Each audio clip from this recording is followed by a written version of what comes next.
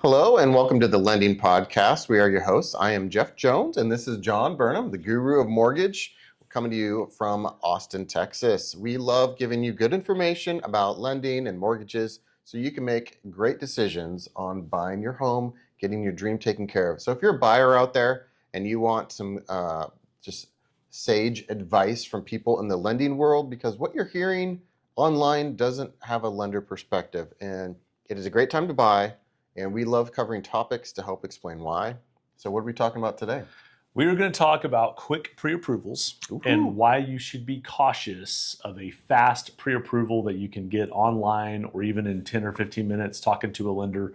There are so many factors to consider, and it really you need to take your time and have all your information reviewed. Yes. So, there's an analogy that comes to my mind. For those of you out there that love getting clothes as Christmas presents or birthday gifts from other people, the funny thing is when they're pants. Like shirts, maybe. You might be able to get like medium, large, extra large size close, but don't ever buy anybody pants. I've never even heard of that. Who gets pants? Some of us have. Have you gotten pants before for Christmas? So, yeah, it's like, a quick pre-approval to me is like buying pants without measuring for somebody. Okay, I like. It's not gonna fit, guys. It's not gonna fit. Yeah. Okay, so a quick pre-approval. I love these because in our world, we have a great friend of ours who's lenders. We get together with other loan officers because we know that iron sharpens iron in our industry. We love having roundtables. We're up to like 3 times a month. We have our top loan officers all together around a conference table. Ironically, it's this table right here. Yes, it is. And we go through, what each other is working, what's not working. One of the funny stories from this last week was they talked to a borrower for the first time. They got a referral for, somebody interested. And the person set up a video conference and they are doing an initial consultation. It's going to like 45 minutes because we're getting somebody's story. And the feedback was every other loan officer I talked to, because they were shopping, wouldn't talk to me for longer than 5 minutes before I submitted an application. Their conversation was, "Oh, that's great to hear. Love to help you. Go ahead and apply, and then we'll talk." It's too fast. So much of our job is asking great questions and getting your story, like getting the why behind the purchase. What is motivating you to buy a home? Sometimes it's out of necessity. Sometimes it's out of want to. Could be a primary house, could be a second home, could be an investment property. All those different things go into the equation. Property type, how much down payment, all those things. What we've found is if you're a borrower out there and you've submitted your application without talking to a human, and you've just basically submitted the application, I like to say garbage in, garbage out, right? So whatever you input as the borrower, whatever you put into the application system could be read automatically and pre-approved you. And I'll give you a classic example. Let's say your income just recently went up. You've been making X amount of dollars. Now you're making Y amount of dollars, but that raise can't be counted towards your income. If you go into an application system and put your income right now without factoring in sort of an average, if that's necessary, then you're putting in a number that you're making in income, but it may not be the number that the lender is going to use to qualify you. So you've got to have a conversation. You've got to have, in my professional opinion, get away from the automation in the very beginning. The automation is really critical throughout the process, but automating the very front pre-approval process is dangerous. Yeah, it's very dangerous. People don't know why. So let's talk about a little bit of why. In our fast-paced world, yes. I mean, we were kind of joking a little bit. You're like, I didn't bring my phone into the room with me. And obviously we're recording, so we want it on silent. And I realized mine's on the desk. So if we hear a vibration, my fault. All right. But the world can wait for us to finish our recording in order to, but people don't like waiting. Oh, I didn't bring my phone in. And you said, well, people can wait. And I said, yeah, but they don't want to wait. And that's really where we are in society. And so we want a pre-approval in 5 minutes. We want to go look at one house and put an offer in and buy it or whatever without really, measuring twice and cutting once. So I think that's really the takeaway from this episode is measure twice, cut once. And what does that mean in the pre-approval process? And we've touched on this before. It is having a really good consultation up front. And if you feel like you need to have 2 or 3 of those consultations, absolutely do that. It doesn't mean you have to go with the first person you talk to necessarily. Obviously, our job is to build trust with you, share our experience, hear your desires and concerns and challenges, so that we can overcome, fit you in a loan program that works the best for you. And every single person listening or watching this is unique, and no 2 loan programs really are identical. I mean, there's just so many factors that go into it. Yeah, there's a lot of problem solving. Every once in a while, I'll have conversations with people and they're like, are you worried about artificial intelligence changing your industry? And a lot of people are using it for content development, and I get that. But when it comes to actually originating a loan, getting the file prepped and ready to go into processing and underwriting and closing and funding, no. Like, you cannot do that with machine learning right now.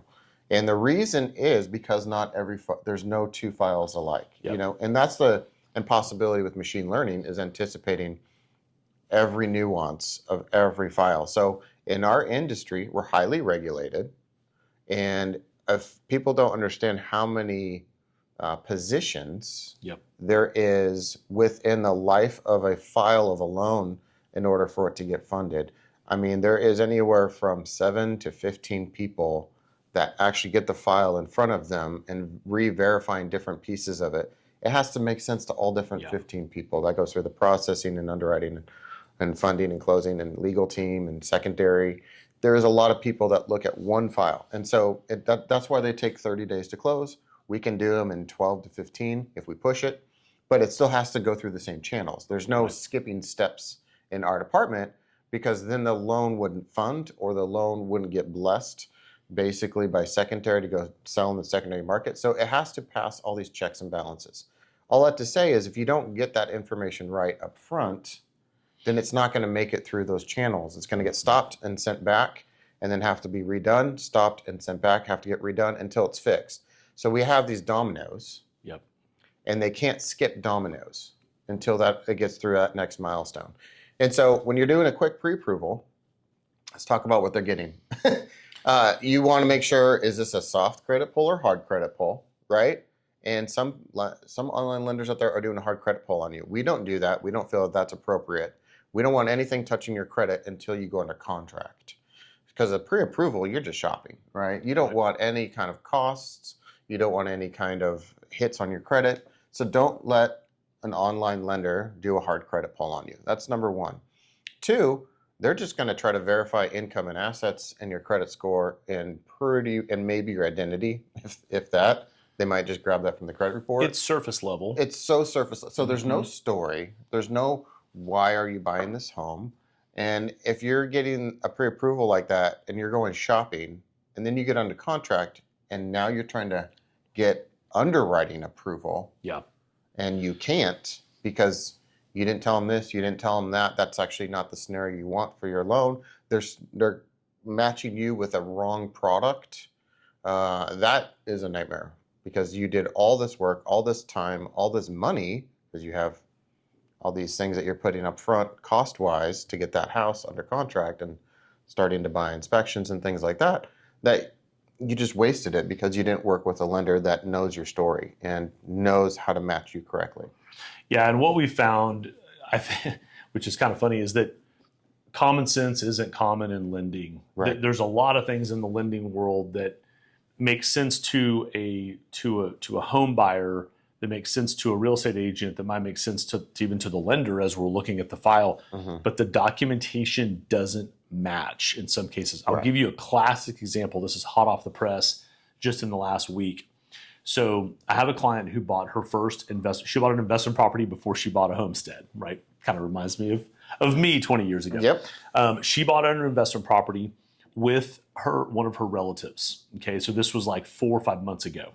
Okay, so she bought the investment property with her relative. There's 2 people on the mortgage, 2 people on the ownership of the house. After closing, they got a tenant into the house. Then the borrowers, her mom decided she wanted to be a part of the investment, of the real estate investment. So there's now 3 owners of the property, and they put the property in an LLC. Okay, nothing wrong with that. However, now you've got mom on the LLC with the 2 original buyers, and so we're talking about calculating rental income. Okay, well, the rental income is X. Let's just say $2,000 a month. So the rental income's coming in. Okay, well, can we get proof of the rental income, because she's just had the property for a couple of months, right? Well, the rental income is being Venmoed to her mom's account, who's not even on the ownership of the house. And the mom's then moving it into the LLC account, which is a brand new bank account. So my point is, like, to a home buyer, it's very cut and dry. I bought a house, I'm getting rental income. Right. To a lender, we're looking at the documentation. It's just not in alignment. We've got an LLC. The paper trail's foggy. The paper trail's foggy. And so that, to me, just hot off the press, is kind of one of the most classic examples of there's a disconnect with what the borrower expects that we can use as income, right? Because if you're filling out the online application and you say, do you own any real estate? Yes. What's the rental income? $2,000 a month. You put that in there, and it helps offset the mortgage. Obviously, that's important, because otherwise you're trying to qualify for 2 mortgages, right? The existing mortgage and the purchase, which in her case, she has a healthy income and she can actually qualify for both payments, because we're basically hitting her for the whole mortgage on her current investment property, because the rental income is not even flowing to her. Yeah. It's flowing through her mom. So those are some of the things, as we peel back the layers, and I'm just going to say it. Our industry, I know, is somewhat antiquated. Our borrowers can get very, very frustrated sometimes at the amount of documentation needed. It's no secret. Okay, Right. Apologizing in advance. Our job is to set good expectations, right? And to help you understand the why behind the requests. Because if you go into a process thinking you're going to submit a pay stub, a W-2, and a driver's license and go to closing like you're buying a car, it doesn't work that way. You can even buy a car without providing financial information. Yeah. I just did that.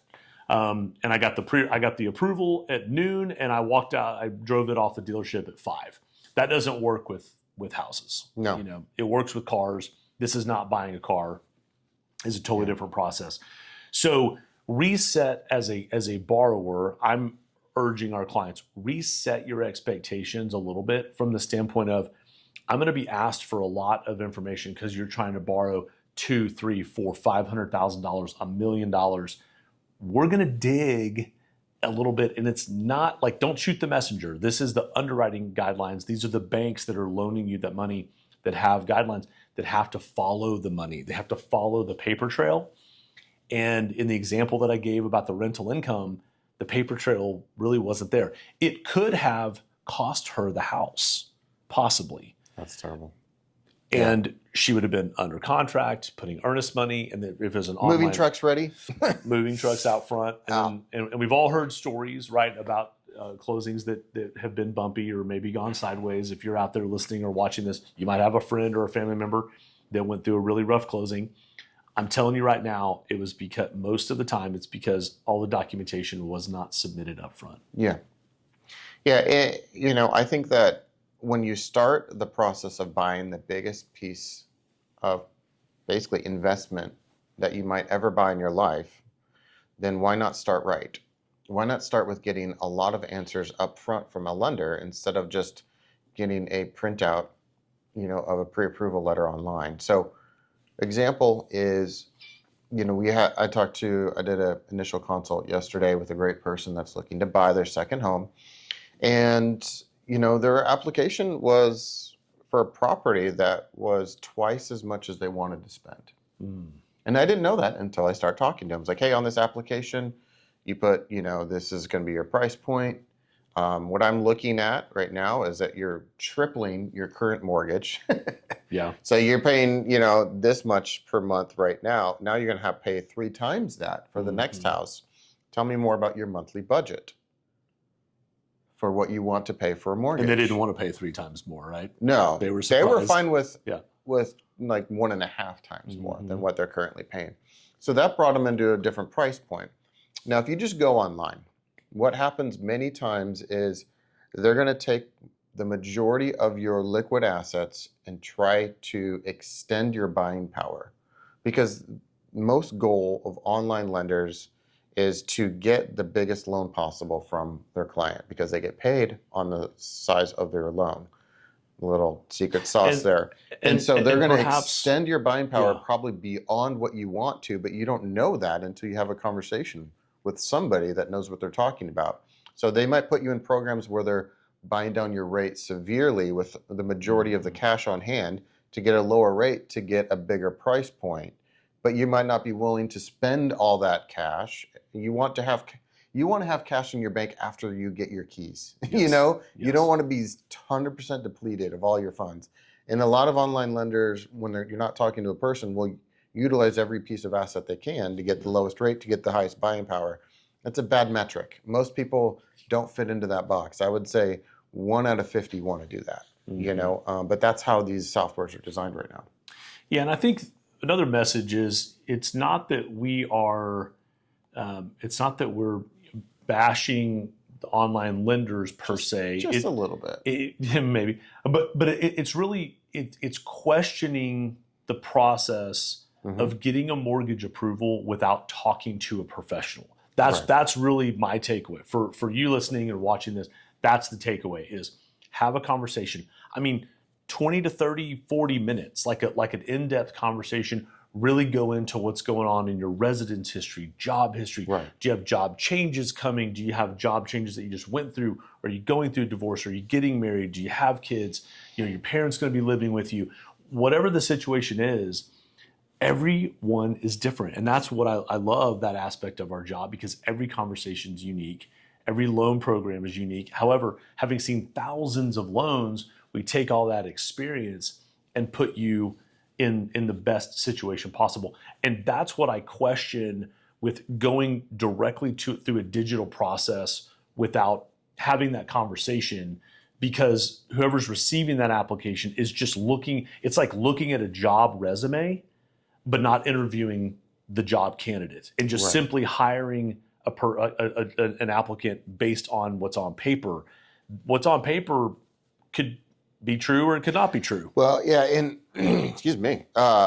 What's hard is when you're applying online, it's putting the expertise of what information to put into the application on the person that is not a loan officer. That's right. It's the borrower. So now the borrower is expected to know exactly what boxes to check correctly. Example is I was doing an intake yesterday with a wonderful family. I love these stories. So the couple is wanting to buy a home for their parents, and relocate them here to Austin. Love that. And, I think it takes special people, very kind people, to buy a home for their parents. But in their minds, the wisdom they have, because they're not lenders, is they don't realize they can do that as a primary residence purchase. They thought they have to buy an investment property with 25% down. You don't. But they don't know that. But if they were to fill an application out online, they would have checked the box for investment property. Right. And now every automated scenario would be investment scenarios, and they would have been highly discouraged. Right. And if they would close a loan that way, they would be a lot of money they don't have to be out on. That's right. And they would have gotten worse rates and terms and loan level pricing adjustments that they would not need. So that's thousands of dollar mistake. Yeah. Yeah. But the borrower doesn't know that. But that's the problem when filling out online forms, is it puts you in the driver's seat of being the loan officer when you're not. Yeah. And it gets you in trouble. It really can get you in trouble. And we understand there's a speed aspect to this. I mean, and just this week, even was it yesterday or 2 days ago, I did get kind of a panicked phone call from a client who is under contract on a purchase. They didn't think she's a past client and wonderful client for over a decade. And she didn't think she needed me for a loan because the purchase is contingent. She's going to sell her house and pay cash, right? Got it. So she doesn't need a mortgage. Well, then another buyer comes along, submits a backup offer to her contingent offer, which makes her have to go non-contingent, meaning now she's got to get a mortgage. So now we're kind of in, I don't want to say crisis mode, but we're in urgency mode. And we live in urgency mode every day for the most part, right? Yeah. Because our clients have urgent needs, things that come up unexpectedly. We get it. Yes, we have clients that have the horse before the cart, and they're planners, and they're 6 months out from buying a house, and that's a great time to start, by the way. But if you've got the cart before the horse, you need a true professional to figure out how to navigate a very short window, a very short closing window. And it's a large transaction, multi-million-dollar house, and we've got to have an answer today, right? So do you want to leave that up to the hands of someone that you are not talking to and just submit information through an automated system online, or do you want to have a conversation? Yeah. Well, I mean, think about what other professions are out there where you're getting your answers from a website that are, our industry's, like I said, highly regulated. We're all having to go through licensing and continual education every year to do what we do. I don't know of another proficiency where a licensed, certified, basically we're loan technicians, is also available just through a website. Mm-hmm. Like you can't go to a physician and go, I need to be diagnosed. Okay, just put your information into WebMD and then you'll be totally diagnosed. Yeah. No, it's not like that. We're going to do blood work. We're going to do x-rays. We're going to do all this deep dive into what's going on with your health history. That's the kind of same thing that we do. Yeah. We get the evidence, we verify, we get your story, and we diagnose. Well, I think you nailed it. To kind of sum this up, if we we're consumers too, right? We're buyers too. If we go on, let's pretend we weren't loan officers, we're going on to submit an application. The quality of the approval, you could argue, is dependent on the quality of the data input. Like you said, if we don't know how to answer the questions correctly, then, for instance, we had a client recently that filed for divorce, and so the application came over divorced. Well, technically, the divorce is not finalized. Oh. They're not divorced. They're actually still married, because in Texas, we don't recognize legal separation. But in their mind, they're divorced. In their mind, they're divorced, right? Right. And so peeling back that, finding out, the divorce isn't finalized for 45 more days. Right. Let's plan accordingly, because that affects the loan, or might even affect the future ex-spouse. That's right. And so those are some of the things that we call a discovery call, intake or discovery call. Oh my gosh. And sorry, could you imagine if they would have closed the loan before their divorce was finalized because they didn't know better? You want to tell people what that means? Well, Texas is a community property state. So they both own it 50-50, even if 100% was paid by one person. Don't do that. Don't do that. Don't buy a property until it's finalized. It really is. I kind of use the analogy like put the horse before the cart, right? They dodged a bullet talking to you. Potentially. They were a ways out from buying, but that's really what we love. Like I love that first phone call, because I love hearing the goals and ambitions and aspirations, and sometimes sort of crisis mode to an extent that our clients are in, that we can provide a service and help get them out of a hole, get them out of a bad situation, and solve a problem that they may not be able to solve just Googling their situation, right? Or doing an online application. Now, we say all that, our application is an online application, but only after you've gone and talked to us for 30 minutes, right? So we're not just firing off the application. It is ironic. Occasionally, I'll get an application from some of my trusted referral partners, thank you all out there, that the application will come in before they've ever even talked to me, because my realtor referral partner has said, go to JB's website, submit an application, he'll call you, he'll go over it, and they just do it. And I'm certainly grateful for that. Yeah. Most of the time, though, we're having that conversation up front and getting the story so that we can properly set expectations and really also find out if we're a fit. Like what they're trying to do may not be something that we can help with, and then we can direct you in the right place. So it's really about minimizing the client's stress and building trust with our clients so that we can have a smooth process moving forward. And that trust really requires our clients to say, okay, you need this documentation. I'm on it. I'm going to get it for you. And not necessarily like, well, why do you need this and why do you need that? And it's like, well, unfortunately, those are the guidelines of of how to get the $500,000 that you're asking for, Yeah. So we hate asking for that stuff as much as you hate being asked for it. I can tell you a lot of times because it can be extensive. However, if you get stuck with an inexperienced loan officer who does not know how to overcome those roadblocks, they don't know what to ask for, and you don't know what to provide, that deal's going to die, and that loan's not going to close. Right. And that's just not acceptable here. No, it's not. It's not. So, kind of come full circle. A quick pre-approval is almost as good as a pre-qualification letter. We've done episodes on pre-qual versus pre-approval. Check that out. That's right. But a pre-qualification is not verifying everything. And so when you're not verifying your income and assets and not getting the right story, then it's not really worth it's not worth the paper it's printed on. It's as good as the napkin at your lunch table. Yep. So so don't do it. And if you're an experienced realtor out there, experienced loan officer, this information already, and you probably have advised your clients, please don't go online, just do this website and get pre-approval. Please talk to a loan specialist. That's going to take time to make sure you're set up for success. And that's what you want. If you're a new realtor out there, if you're a new first-time home buyer out there, and you just want to get a peek under the hood, you just want quick answers, know that that's not going to be your full pre-approval until you talk to a loan specialist that can get you to the closing table on time, honor the right scenario that's for you, and get it right the first time. Yes.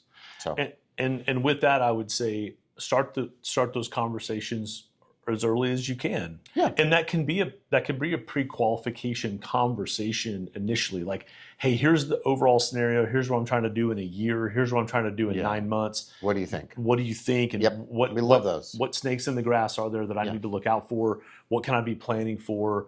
Here's the job change that's coming. Like, just talking through that stuff. And and I would say if you're a home buyer, potential home buyer out there, and you're applying for a job, would you expect an employer to hire you without having an interview? And I think that's a good analogy. That's what we're doing. That. And we're not interviewing you to see, like, are we going to take you on as a client? It's more like, we're interviewing you to find out how we can best serve you. Yeah. And so I think that conversation, we've really gotten in this kind of fast food mentality that we can just apply and get a loan. And, perhaps that exists out there on the surface, but we really want to take a deeper dive with you and make sure that you're getting the best loan possible. That's right. Love this episode. Cool. I think that was good. Yeah. So thanks for being with us today. Yeah. Thank you so much.